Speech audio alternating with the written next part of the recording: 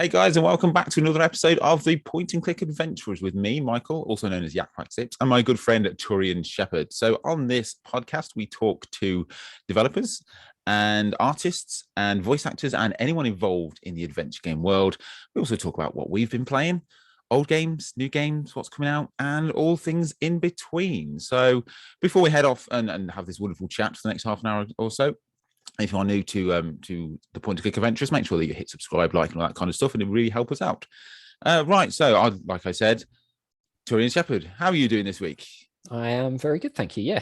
Yeah. It's slightly dying from the heat here in the UK, which I'm sure some of our viewers might think absolutely ridiculous, but it's going to be 30 odd degrees the rest of the week. So gonna be hot, and I'm sweating already, and it's only 26 degrees at the minute, so and it's only 12 o'clock in the afternoon. So this week it is this the Steam Festival going on at the minute. So I thought this week we can just talk about Steam Festival, past festivals, future festivals, the importance of festivals. But before we delve into all that, we'll start with what we've been playing. So have you been playing in anything over the past couple of weeks? I have, I've been a combination. On YouTube, I've been playing Space Quest 6, which I don't think you've played before. No, I've almost finished Space Quest 1. That's my entire Space Quest history done. But how's 6 going along? Not overly impressed by it, honestly. No. Considering it's the final one in the series, it seems to be lacking any sort of direction or guidance. Yeah. It's a case of wandering around, just clicking things, hoping to figure out what you're supposed to do. Oh, dear. So very, very odd addition to the series. I know there were some sort of developmental changes from what I've heard, but very, very weird. There's no sort of idea of what puzzles you're trying to solve or anything like that. So I'm hoping that gets a bit better. But sort of off of YouTube, I've been playing quite a few things. A bit of Voodoo Detective, which came out a couple of weeks ago. How are you finding that? Fun. Because like I said, fun. Yeah, a lot of fun. I like the breaking the fourth wall stuff in there. The comedy is fantastic. But also a little bit of Nightmare Frames, which is out today when we record this. Yes. Yeah, so that's right. A little bit of that. I've also been playing a tiny bit of Intruder in Anticonia, which is out in July. I've got a key for that one. Yeah. And also a bit of Born Punk as well. Yeah. Awesome. Been busy then. How are you finding all those games are pretty much going to be released in the next month, aren't they? Like you say, Nightmare Frame's out now, pretty much. Born Punk in a couple of days, and Anticonia in about 2 weeks, 3 weeks, something like that. July the 8th, I think they said the release date for that one is. So all very good fun so far. I've probably only played about an hour of each so far, but really enjoying what I'm playing so far. I was also handed all 3 of those keys, and I decided to dive into Born Punk first. So instead of starting all 3 at once, because I do tend to do that, especially when I get given the keys, because I need to, reviews and all that kind of thing. I find I get sidetracked and it just takes too long. So I'm just focusing 100% at the minute on Born Punk. And I think I'm allowed to say, I mean, before I go any further, how far are you in Born Punk? About an hour in. About an hour. So, right. Okay. So that's about how long I'm in as well. I've played it for about an hour, a little bit. I haven't announced this anywhere, actually. I haven't even told you. I am in Born Punk. Are you? I'm a couple of voices in Born Punk. Oh, you're voicing. Yeah. Nice. So that's awesome. Yeah, it's Falco, the guy who made the game. Basically, I put a tweet out a couple of months ago saying it'd be awesome to be in an adventure game. Any devs want to let me know. And it's not a I'm not going down the voice actor route. I just thought it'd be cool to do. So he handed me a couple of minor characters, and I spent an afternoon recording several different robot voices. So for you guys that are playing it, see if you can pick my voice out. I don't sound like this. I sound like oh god, what was the voices like? Well, I was like this. I was like a geezer. And then the other one was like a little mouse kind of thing. And a funny little mouse, something like that. I can't remember now. I had good fun with it. So a massive thanks to Falco for having me onto that. And that's really awesome. I'm gonna have to really keep a keen ear out now for the rest of that. Right. We're gonna have to try and place you. Yeah, that's it. I mean, I've only played an hour and I haven't got up to my bits yet. So I don't know. Maybe he's cut me. Maybe I'm not in it. That's it. Yeah. The ultimate insult. Yeah. But yeah, How that about was you? cool. What have you been playing over the past week or so? Pretty much. I know in the last episode I said there's a couple of games that I've got that I'm going to play. I didn't play any of those ones I said I was going to play. Right. I played, like I said, I've been playing Born Punk.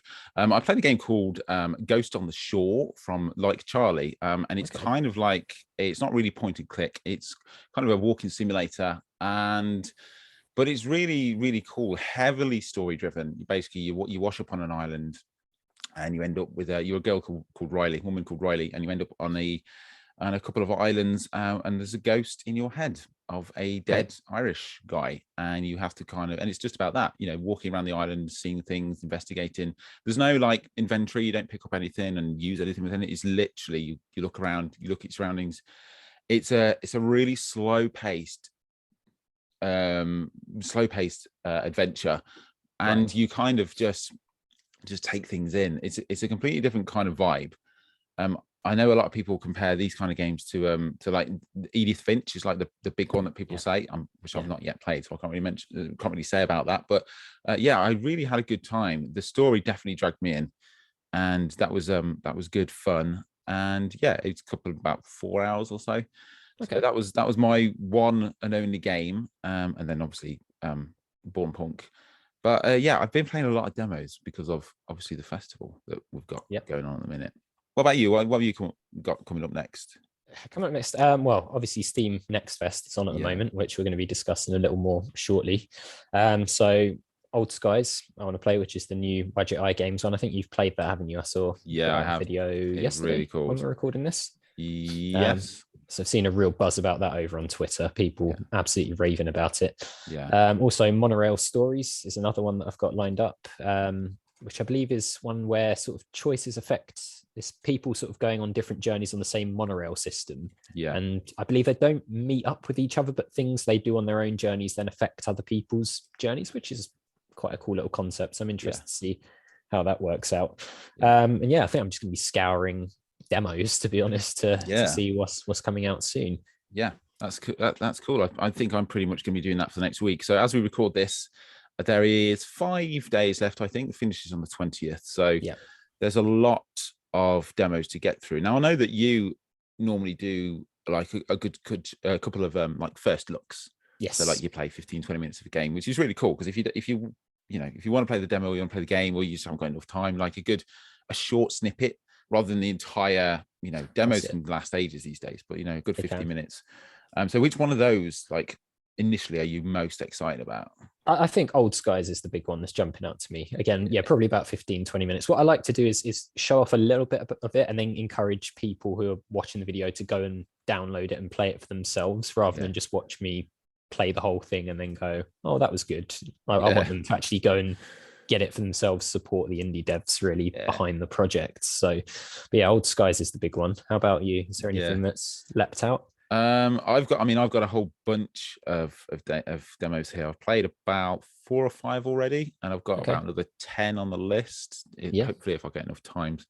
Going back to Old Skies, like I have played it, and it was awesome. Like there's hardly any bad things to say about it. I can't think of a bad thing to say about it. I mean, Wadget Eye do fantastic games. So you go into it thinking, oh, this is gonna be great. But then you also got that little caveat of like, oh, there's, it's a demo, it can't be that great. They can't have every single game is gonna be great. Yeah. But it was brilliant, like right from the start. And really, really impressed with that. The demo was about an hour, 45 minutes to an hour or something like that. So that was awesome. I'll just run through a couple of demos that I have played. So one which I played yesterday, very, very strange demo. I've never heard about it before. It was called A Pet Shop After Dark. Okay. And it was basically you turn up. It's kind of like an anime style, right? And you turn up and in a pet shop. You just turn up at the pet shop because there's a job going. It says, you just have to be here all the time, so you have to sleep there.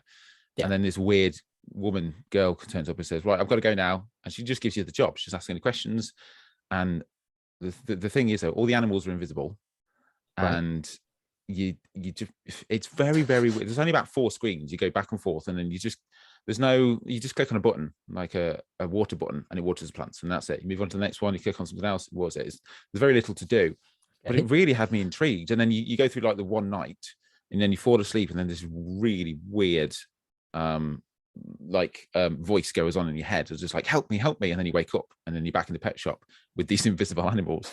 Right. It's just like, did that happen? And then you do it again, and then the woman comes back, just like, oh, thanks very much, here's your money, which is loads of money. And it's just like, okay, and then she goes, and that's the end of the demo. And it was like, what was that? And it's got me really perplexed. Even this, I played this 2 days ago, and even now I'm just thinking, like, gameplay wise, there's very little there. Yeah, you click on buttons, but I'm just really intrigued to see what the mystery there is. So that's called A Pet Shop After Dark. Right. And then what otherwise did I play? The other big one, apart from Old Skies, is the first look at Near Mage, which is the second one that Stuck in Attic have done, the guys who did Gibbous. Yes. And I played the demo. It's a very rough demo. There's a lot of things left to do in it, as I expected. And it's not a adventure game demo in the sense that there's puzzles. It's all narrative, so you choose to talk to and all that kind of stuff. But it was, if you've played Gibbous, I have. It was it's the same art style, but 5 years down the line, so it's advanced more. Animation's great, and then they've got that thing in there where you can change your look, so you change your hair, change your clothes, which is fun. The Crowns and Pawns game that I played a couple of weeks ago had that as well. Just gives a little bit more individuality to it. Yeah, that's it. So there was that. So that's 1, 2. And then there was another one I've played called Boxville. And if you've played it, it's exactly the same as Machinarium, which is not a bad thing. Machinarium is a great game. But when I say exactly the same, I mean exactly the same. The art style is the same. The little noises, like quirks and things that go on, is the same. The puzzles, pretty much the same. Even the little animation, like when you move your cursor over something to look at, it comes up with like the same kind of like icon, and then the walk thing, the same kind of icon. It's like there's plagiarism and then there's inspired by. So I'm not sure. Like, I had fun with it, don't get me wrong. It was a good fun. It was a Machinarium I like, if you like. So that's called Boxville. And then a couple of others that I've played as well. Or one other one which I did play, which I didn't get all the way through because my computer wasn't very good. Unforeseen Incidents was one of my favorite games of the last couple of years. I absolutely loved it. And the developers Backwards, I've just released a demo called We Stay Behind, which is their follow-up. Right. But it's completely different. It's not point and click. It's again, it's almost like a walking sim where you play a woman who visits a village who have decided there's a comet coming to Earth and it's going to destroy their village specifically, and they've decided they don't care, they're going to stay behind, and it's called We Stay Behind. So you play this woman reporter going around and trying to find out why do you want to stay here, why don't you leave, and it's again quite peaceful, quite nice. Not a lot of puzzles going on in that, but I mean it was only a demo, but that was interesting as well. So those are, I know I've talked quite a lot then over all these demos. I have more here as well, but so there's a lot going on there.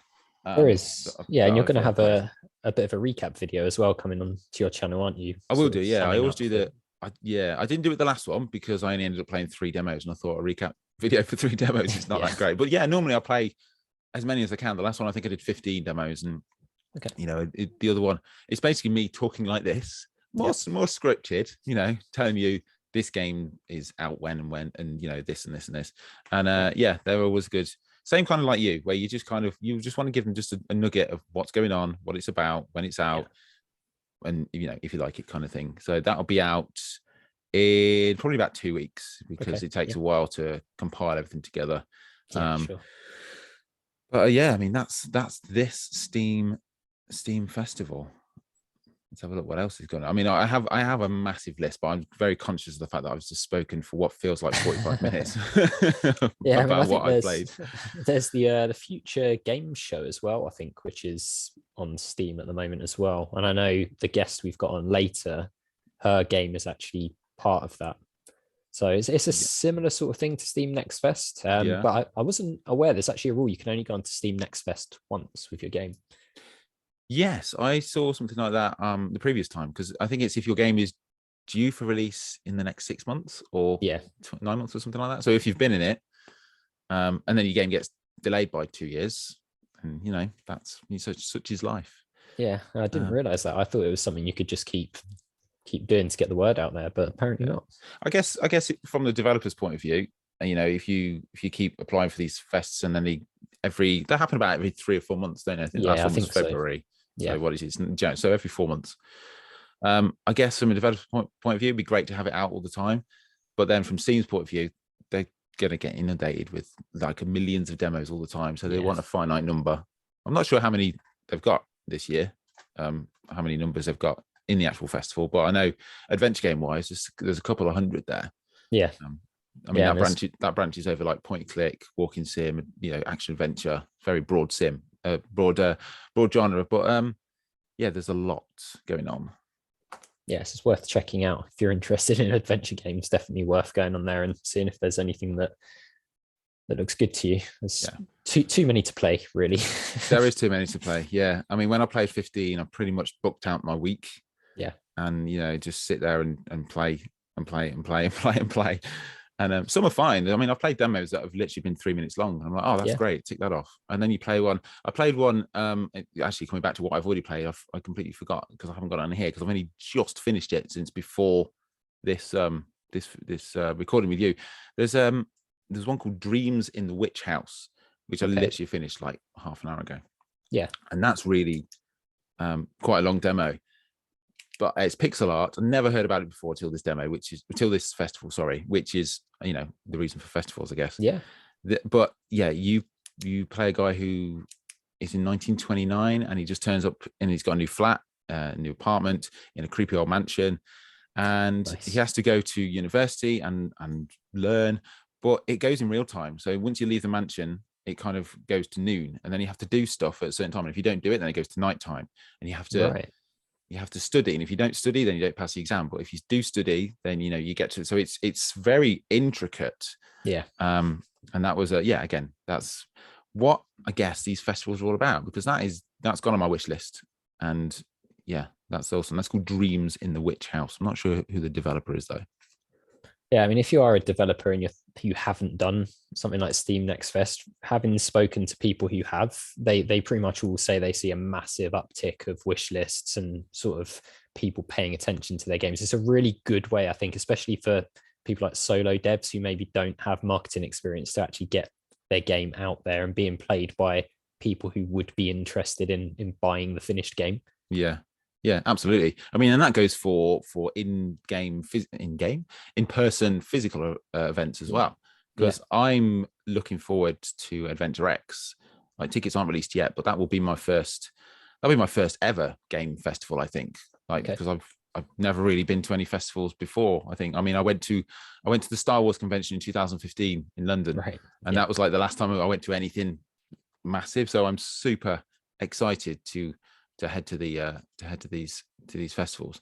What I'm interested to discuss as well is like the stuff that goes on there as well, because you've got these demos going on, which is great, but even on Steam you've got like a calendar of like talks and streams and stuff like that. I mean, it's so super cool. Yeah, I mean, in a way it's almost like a virtual version of conventions where you go in person. You have sort of the booths set up with demos and you can talk to people who work at the company, but there's also lectures and talks from people in the industry and things like that, and quite a few devs are live streaming interviews and things like that they've done in those specific slots. So it's almost like a whole week schedule, isn't it? You could sit there and always have something to watch and play. It's quite a well organized event, I think.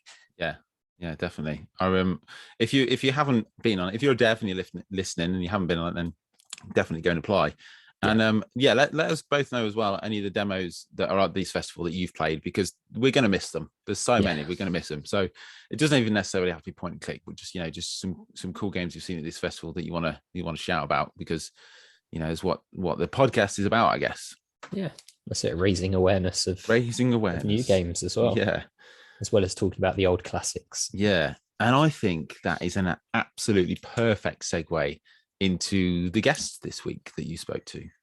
I did, yes. I spoke to Ava from Voodoo Bembel, who's a solo developer working on a point-and-click adventure game called A Twisted Tale.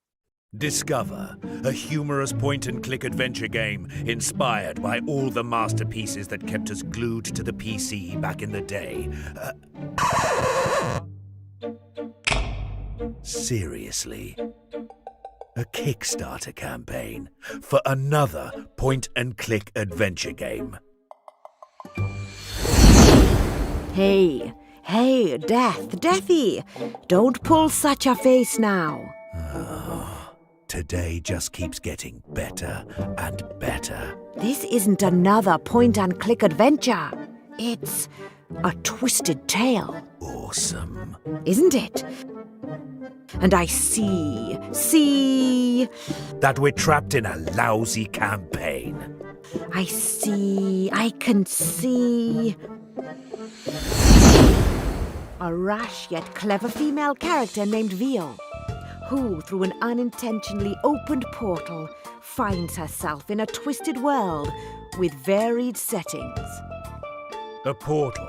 How extraordinarily creative. On her unintentional journey, she discovers various places that sometimes more, sometimes less, bear the hallmarks of old classics.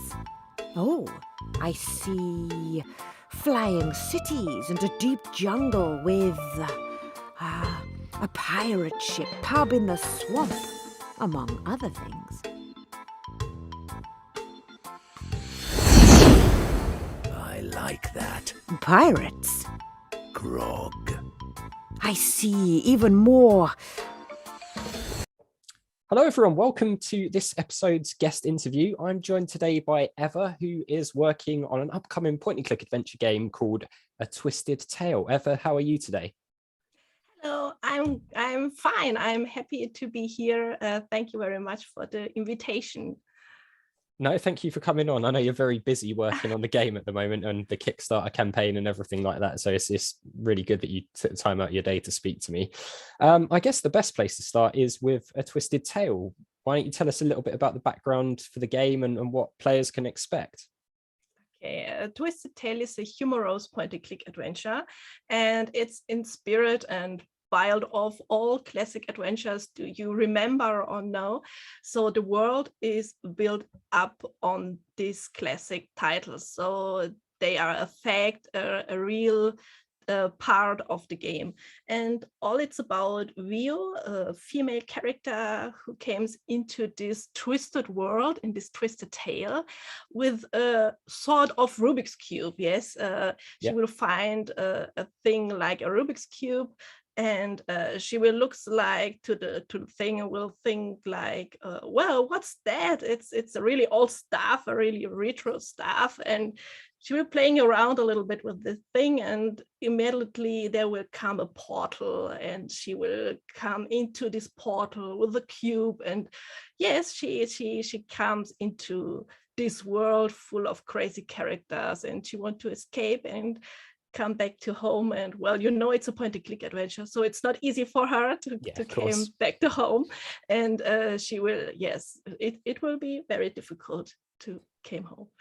Yeah, so you were saying there that the sort of classic adventure games are actually a part of the game itself, so rather than just being sort of little references here and there, they're actually part of the larger plot, aren't they? The characters themselves and things like that. Yes, you will meet characters which are similar to, she's not a voodoo lady, but she is a kind of this type of character. Okay. But the game also contains the own characters. It's not full of homages and references. It contains more or less references. For example, you can find a leather jacket in a part of the game, and you can think about which game could it be, but it's not totally a reference game. Yes.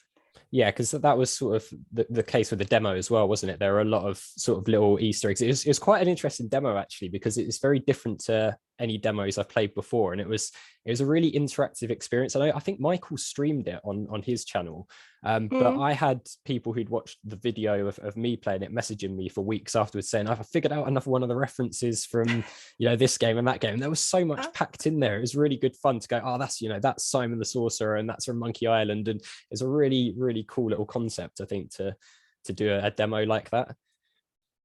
Yes, it was, well, I had to make a demo, and the problem is that my riddles are very into each other. So you have, well, a main riddle for each chapter.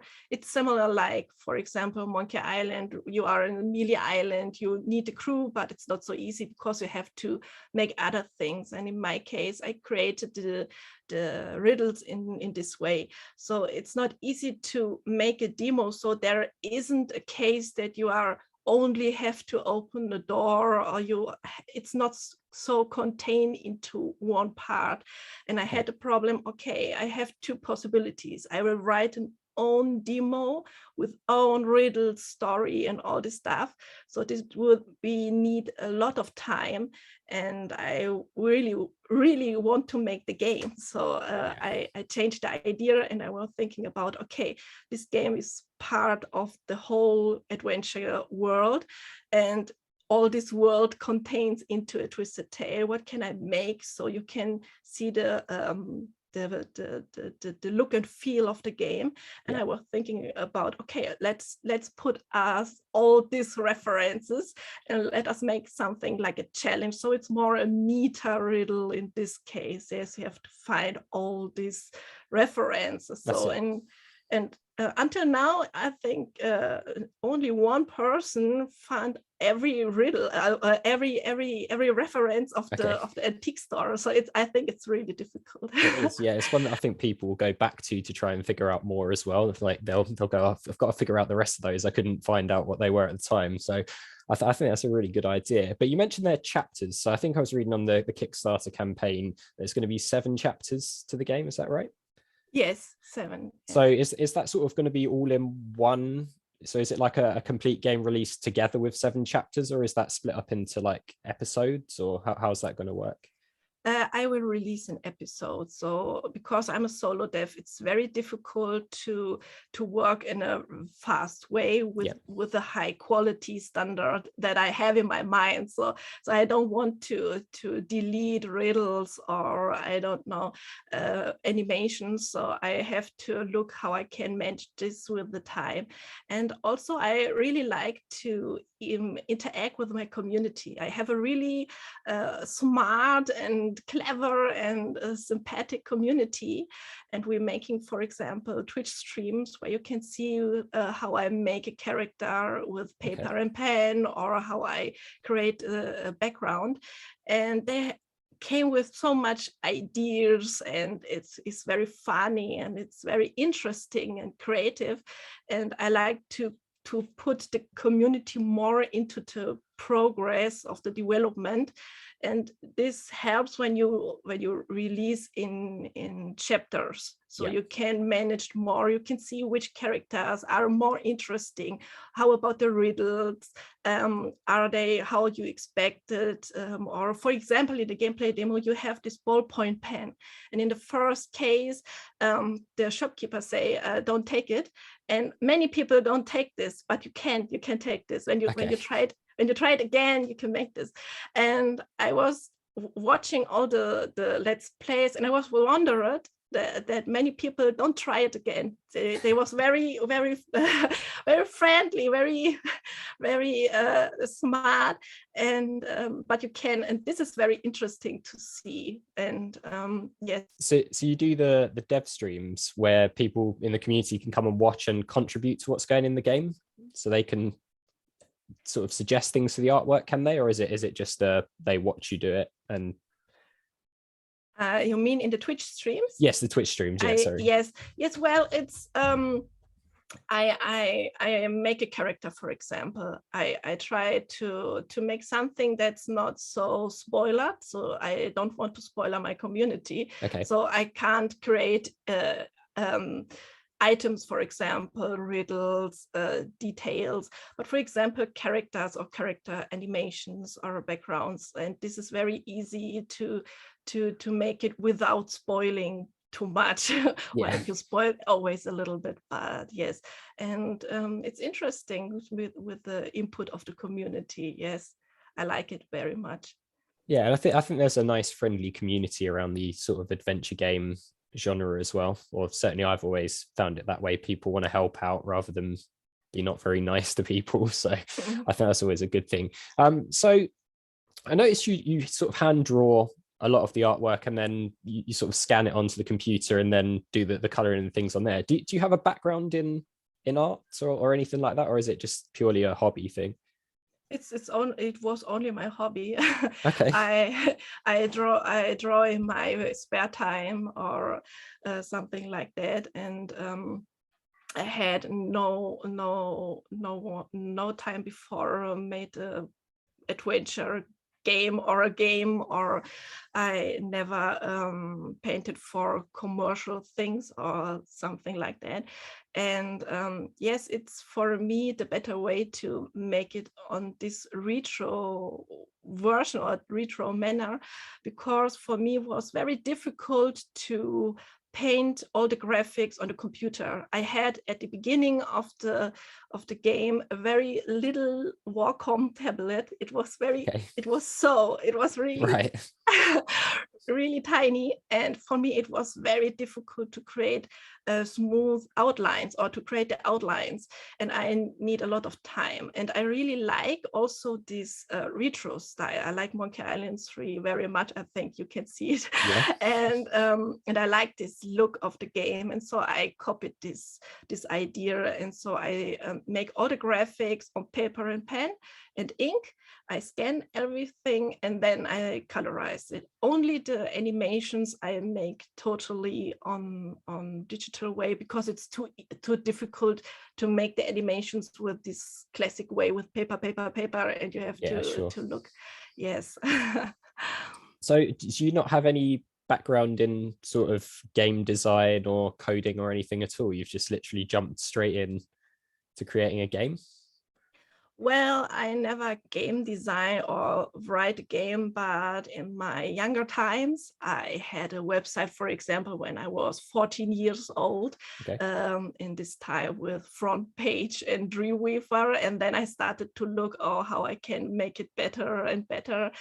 I'm a media designer in my normal life, so I created web designs, the look of web designs. I'm more the designer than the programmer, but I can CSS and HTML, yes, and PHP or something like that. Okay. It helps a little bit to understand how, for example, Lua works or something like that. It helps a lot. And also in my teenage time, I had modified things for Oblivion and all this stuff, and you also had to code very much things. And I also have an idea of coding things. Yes. Yeah. Okay. So you're doing this sort of a solo dev as well, aren't you? So you're doing everything yourself. How have you found that? Well, it's interesting. You have to learn a lot. Yes. For example, I never had made animations before. It's my very first time that I created animation. And for example, my very first animation was a walk cycle. It was interesting. But I like it. You have also a lot of freedom. Yes, you are free to create your game how you want it. For example, I have a little spider bro in the gameplay demo in the front graphic, and I need a whole night for this, because it was one of my first animations. And in a normal case in a team, you can't say easily, I want to take this night, I let the stuff and I want to make a spider bro. It's a little it's you have to be more team player. It's also a good thing, because every part can be in the own knowledge be very good and great, and so you can't be perfect in every part. But I like it. I like to be a solo dev. Yes. Okay, that's good. So the game is going through a Kickstarter campaign at the moment, which I'll leave a link to down in the description below if people are watching on YouTube. It started on the 7th and today's the 10th. So it's been almost 3 days and you're already over 50% funded. So how have you found the Kickstarter sort of journey so far? What's it been like? Oh, it is so crazy. It's still crazy. I had a lot of pressure before the Kickstarter starts. It was like, I have no words for this. And I also had to make, for example, the bottle with the USB drive, or the figure of Vio I painted of my own, and all this stuff. And this, I need a lot of time for this, and it was also a lot of pressure. And when the day comes and I had to push the button, I was very it was crazy, and I had so many messages from friends and also from the community. Oh, today is the day, and it was.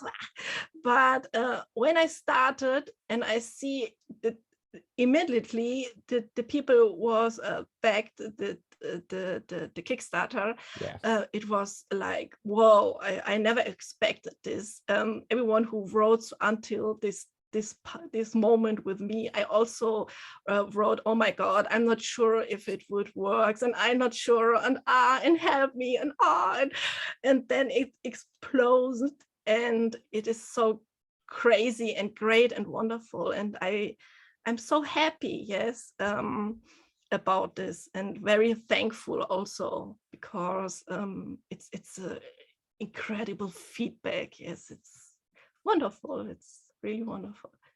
Yeah, so you mentioned a couple of the rewards there, but what are some of the other rewards you've got for, because I think, did I see there's going to be like a potential collector's item physical box as well? Because I know that's quite popular in the adventure game world. So is there going to be, what other rewards have you got going on for people who might be interested in backing it?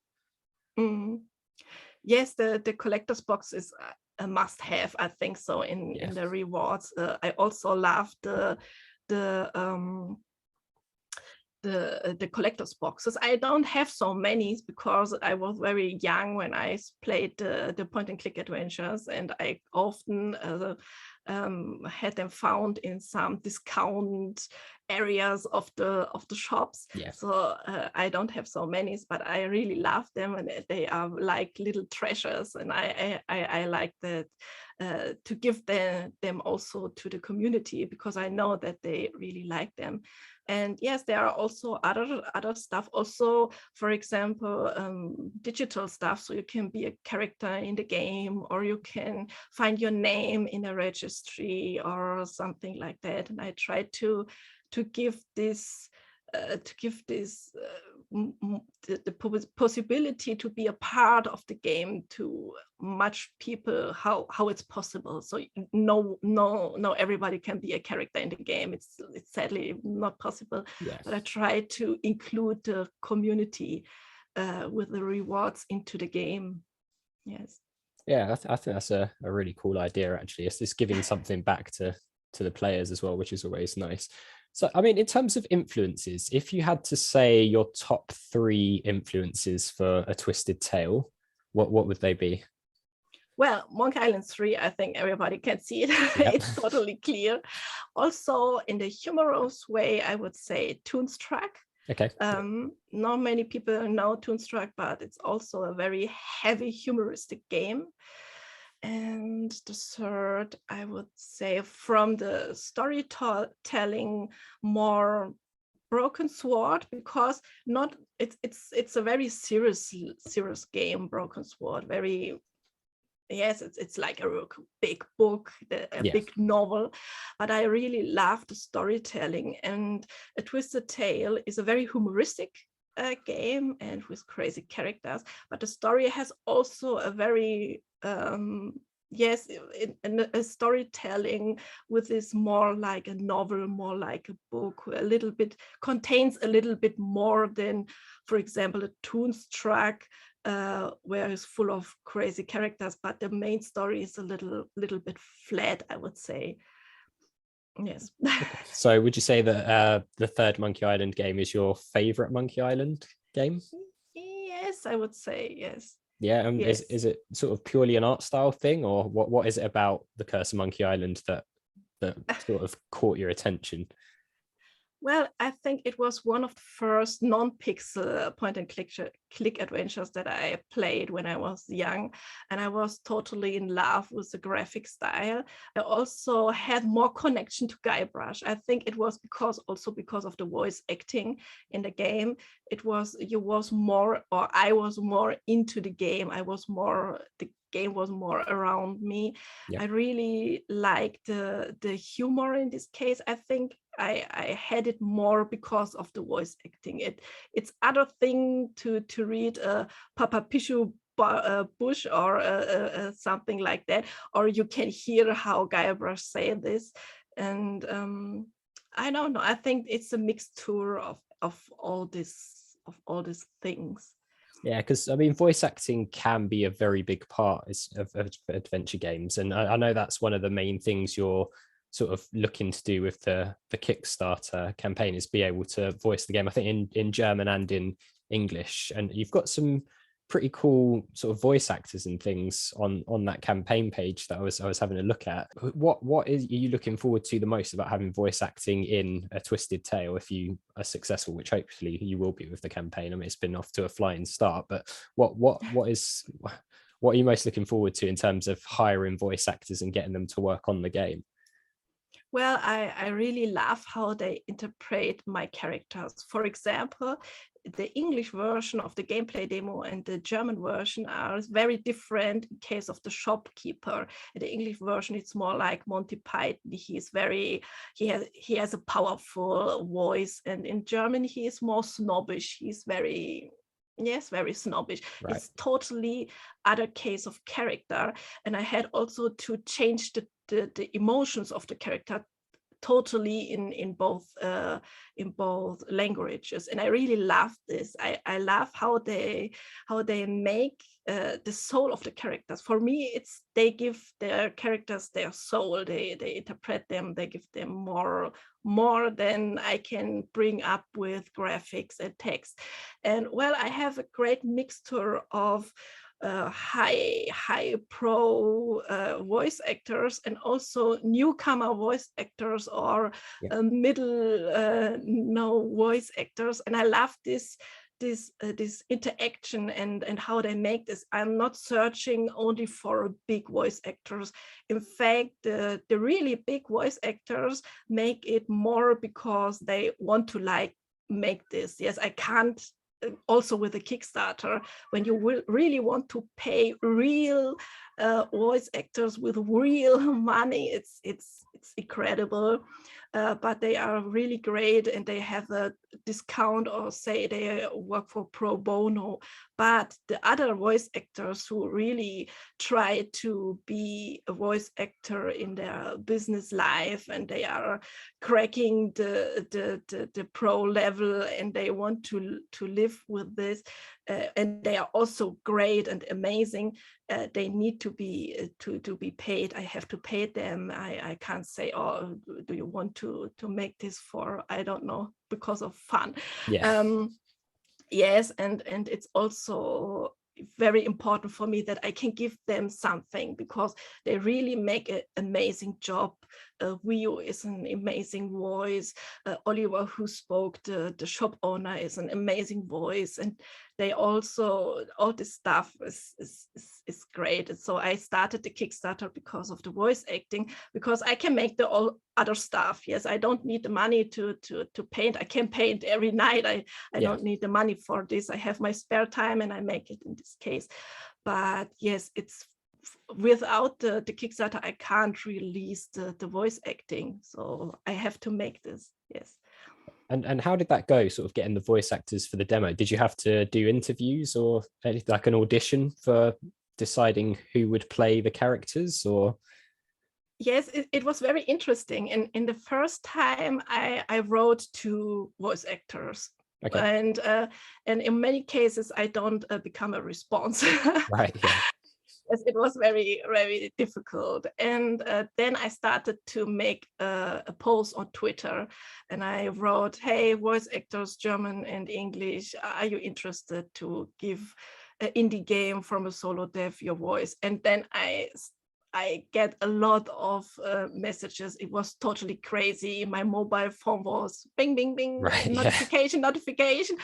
And there are so many great and amazing people. It was very difficult because I searched only Rio and the shopkeeper, but there was a lot of great voices. Also, I know my story and I know the characters who came up, and I was thinking about, oh, this voice could be very great for, I don't know, the great grandma in the restaurant or for the tattoo artist there. And but I had to say to them, well, we have to create a Kickstarter. I can't manage this now.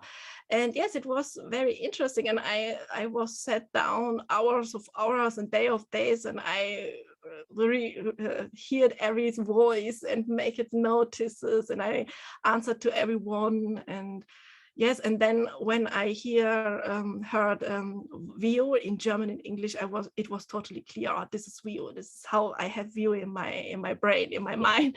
And yes, and I'm very happy that the two women said yes, of course, why not? We really like to give our voice to Vio, and also the shopkeeper Oliver make an incredible job, and also Kai in the German version. Yes.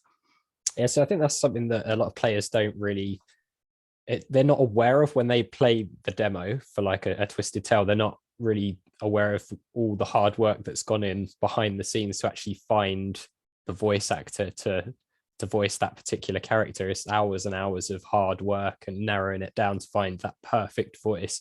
And I think that's why it's interesting to ask these sorts of questions to someone like you, to actually get the other side of the picture that we don't get to see as the player.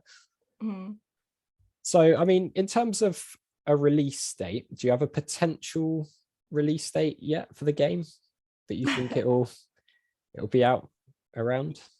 Yes, well, in September there will be the first chapter released. Okay. And it's also in Steam. You can see in September is release day, so I have a little bit pressure, but it's great. It's always great to have a deadline, so you are really continue in your working. And the rest of the chapters, well, it contains 7 chapters, and I tried to release them in 3-month cycles. Okay. In the very beginning of creating a Twisted Tale, I had a lot of problems with the engine. Never had made a game before, never used Visionary before, and also difficult was that Visionary don't have a text documentation, so you have to look at YouTube videos, and this needs a lot of time. You have to look and watch to find sometimes little things that you want to implement, or you have to rewrite I have to rewrite many things in Lua, because for example the scaling of the person don't fit with my scenes. The engine is very linear in the scaling, and my scenes are a little bit like Monkey Island 3. So she came in front and back, and the scaling was crazy in the engine. She bounced a lot, and I had to rewrite, for example, this whole stuff in Lua.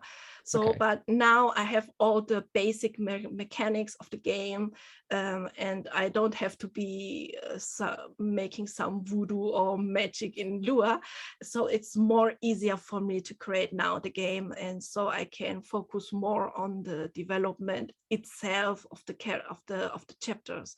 And well, I hope when we crash the funding, I hope maybe possible that I could make happen that someone with the animations could help me a little bit. I also have cutscenes in the game, and they are not a lot, but a few, and it's difficult for me to create the animations because I'm not an animator, and I need a lot of time. And when I could give this part a little bit to other people, or for example they could help me with this, the total time would be faster of the development. So it's always you have to look also about the quality. I don't want to delete riddles or dialogues. Yeah. So all this stuff have to be included. I want to have a quality of the game. I want that the people like the game and have fun with the game, and this also need time. So I try to, and I think it's possible to create all these chapters always in 3 months. Okay. More or less time slots. We will see what happens with the Kickstarter. Yes, I hope it. So, yeah, and sort of aside from the Kickstarter, what's the plan now for the next couple of months? Are you going to be doing anything like Steam Next Fest or anything like that for the game to sort of help with the marketing side of things? Well, I was in the Steam Next Fest the last time, so I can't be in this time. And right. Steam has this rules. Rules, yes. But I will be part of the Future Game Show now on Saturday, and well, we will see what happens. Or maybe the people see the game and like them, and well, it's I think there will no come more. I'm trying always to be in festivals or something like that, but it's very difficult, and it's not easy, and well, I try my very best to be the next time in different places. Yeah, just get the word out about the game and things. I think events like that are really good for sort of generating interest and trying to find the right audience for the game as well. So sadly, that is it. We're out of time. Ava, thank you very much for joining me today. I know you've got a lot to do, so I'll let you get back to working hard on the game and keeping that Kickstarter campaign going. I'm going to leave links to the campaign and the Steam page and everything down in the description below the video. I know Michael's going to do the same. But yeah, Ava, thank you for joining me and enjoy the rest of your day. Thank you very much being part of this wonderful podcast, and greetings, and I hope we see us soon. Definitely. Thank you very much. So that was my interview with Ava from Voodoo Bembel about A Twisted Tale, which actually is going through a Kickstarter campaign at the moment. I believe it's about 75% funded now, so not far away at all. And it's only been, well, it's not, has it been a week? I think it might have been a week today, perhaps. A week, yeah. So that one's doing really well. There was another Kickstarter you wanted to talk about very quickly, wasn't it? Yeah. Well, when I spoke to Gregor Muller last episode, he was just about to release his Kickstarter, and that has been released now. And again, it's about halfway through, and he's just over halfway as well. So yeah, if you want to go and support Gregor with his game Casebook 1899, the Leipzig Murders, Leipzig Murders, then go and have a look in the description down below. We'll leave all the links to those guys. So yeah, like I said, I was gutted to miss that interview with Eva, because she was really good fun. I really like the fact that when she streams, she's just got all this input from everyone. That's what I took away from that interview. Just kind of like in her head, she's got this game, but she's not adverse to input from fans and just general public. I think that's a really strong part of the reason she's got this community as well. I think it was really interesting. Yeah, and I quite liked the whole concept of. I think you played the demo, didn't you? Did you stream it?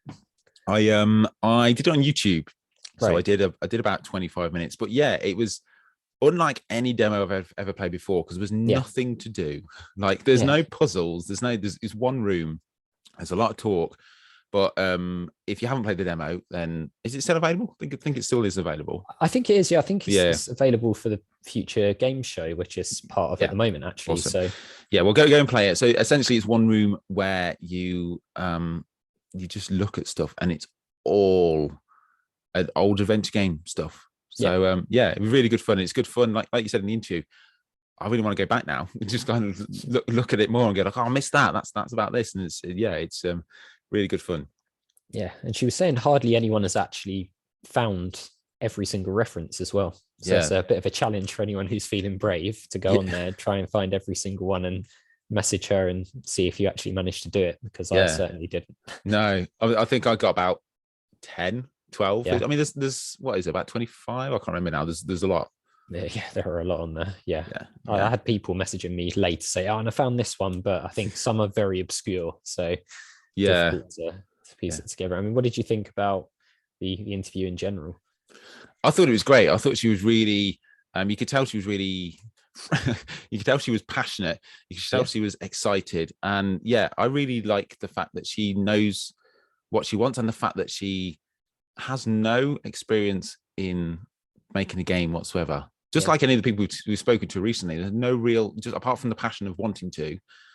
And I found it really interesting when you asked about her background in art. Like, I was expecting to be like, yeah, she got a major in art and she works for this. It was just like, it's nothing. She just dabbles in it. She just likes drawing. And then I was like, Jesus Christ, you've seen this art style? It's amazing. Yeah, I was fully expecting her to say that she had, a degree in art and she'd been, studying it for years. And just purely a hobby. Yeah, I'll be interested to see as well how it goes episodically, because I didn't know that. I thought it was one game out in September. So I mean, I don't really know any other game that's come out episodically apart from like Monkey Island's last one and obviously the Telltale games. But point and click wise, a couple of games that were like cut in half, like Broken Sword 5 and The Hand of Glory was cut in half because it was too big. So instead of waiting and released it in 2, but to have 5 chapters, it's an interesting way to go. So yeah, hopefully this Kickstarter will make its mark, which I've no doubt it will. Like 75% after a week is phenomenal. That's it. Yeah, and I think we were saying on the interview as well, there's a big box reward, which I know a lot of people watching this are very big on their big box collections. So it's always nice to see developers taking that into account when they do a Kickstarter campaign to give you a chance to get that physical box. Definitely. I think like all adventure game developers should just do a Kickstarter just for that. Because people are going to buy it. I mean, if I had the money, I would buy all the big boxes. At the minute, I've got about 4 behind me. And that's it. But all my big box, I had all the big boxes like way back when. I had the Grim Fandango, Full Throttle, Simon Matt, like all the original big boxes. And then as you do, you grow up and move out, went to university, and then forgot about them, and then found out a couple of years ago that my dad just threw them out. Something very similar happened to me actually. I had a lot of the sort of first 2 Monkey Island games, Full Throttle, Grim Fandango. Moved out to uni and left them behind, and then I found out my mum took them to a car boot sale and got literally nothing for them. Oh, it hurts. It does. Still not over it. Damn you, parents. Wounded. Yeah. Cool. Well, I've enjoyed today's chat, Turian. I enjoyed seeing Eva as well. So everyone, let us know down below in the comments all the games that you're going to be playing at this festivals and any other festivals that are coming up, and any games that you want us to cover and developers to cover. We've got some very, very lovely guests coming up over the next couple of weeks, which we're not going to reveal anything about because why would we do that? We've got to dangle the stick. Yeah, that's it. Yeah. So thanks very much, guys, for watching and listening. Anything to add, Turian? No, if you know someone you'd like us to get on as a guest, developers, artists, voice actors, anyone in the genre, feel free to let us know down in the comments and we'll see what we can do. Also, if there's a particular topic you want us to cover for an episode, then we can look into that as well. The only other thing was people have been asking whether this will be available off of YouTube. Off of the YouTube, yeah. As an actual, as an audio podcast. That's the only other question that I think a couple of people have asked you about that, and I've had people asking me as well. Yeah, it's something in the works. I definitely want to just kind of, I mean, the short answer is yes, it will be. The long answer is a lot longer, funding and times and stuff like that. That's it. I know that we both have Patreons, so if you want to support both of us or either of us, then we'll leave all the links down below because all of that goes towards what we do here. So that'll be really handy. So keep an eye out. Basically, follow us both on Twitter, and we'll keep you updated that way. Definitely. Yeah. So thanks very much, guys. Have like I've already said, morning, afternoon, night, all that kind of stuff. Have a good one, guys. And see you later. See ya.